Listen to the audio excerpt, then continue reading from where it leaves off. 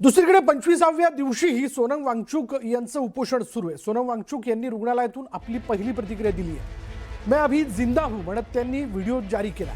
तर त्यांनी सरकारला विद्यार्थ्यांवर कुठलीही कारवाई करू नका अशी विनंती केली आहे।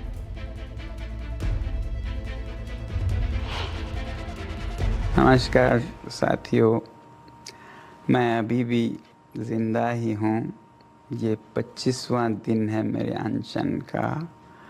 25वें दिन तक लगभग मेरा 11 किलो वज़न कम हुआ है और काफ़ी मांसपेशियाँ कम होने लगी हैं, मगर ठीक ही हूँ। सरकार से विनती करता हूँ कि वो और ऐसे ताकत बल का प्रयोग न करें बच्चों पर, और दूसरी बात उन पर आरोप और एफआईआर जिससे कि उन्हें सताया जा सके जेल या पुलिस द्वारा, ये न करने की मुझे आश्वासन चाहिए। और वो आश्वासन अगर जल्द मिल जाए तो मैं आप सबके और जो नेतागण यहाँ पर आए उनकी बातों का इज़्ज़त करते हुए अनशन आज ही तोड़ूंगा।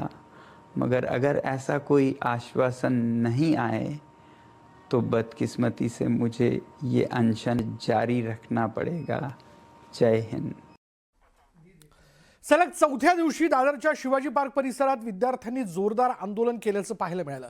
शिक्षण मंत्री धर्मेंद्र प्रधानांच्या राजीनाम्याची मागणी करत तसंच दिल्लीतील जंतर मंतरवर झालेल्या लाठीचार्जचा निषेध करत आंदोलक विद्यार्थ्यांनी जोरदार निदर्शनं केली। हजारोंच्या संख्येने जमलेल्या या विद्यार्थ्यांनी थेट शिवतीर्थवर जात राज ठाकरेंना भेटण्याची इच्छा व्यक्त केली। राज ठाकरेंनी बाहेर येत विद्यार्थ्यांची भेट घेतली तसंच 10 जणांच्या शिष्टमंडळासोबत शिवतीर्थवर जाऊन चर्चा केली, त्यांचं म्हणणं ऐकून घेतलं। त्याचवेळी आदित्य आणि अमित ठाकरेही दाखल झाले आणि विद्यार्थ्यांशी संवाद साधला।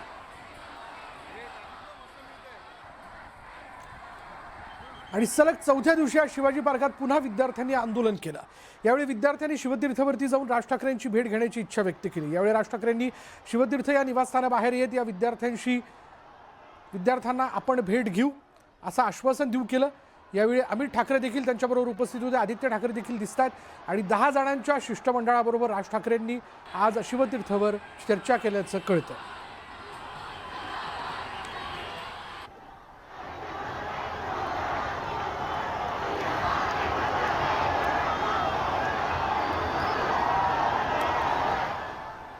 मुंबईतील चेंबूरमध्ये दिल्लीतील विद्यार्थी आंदोलनाला पाठिंबा म्हणून आंदोलन करण्यात आलं। परिसरात सकाळपासूनच पोलिसांचा मोठा बंदोबस्त तैनात करण्यात आला होता।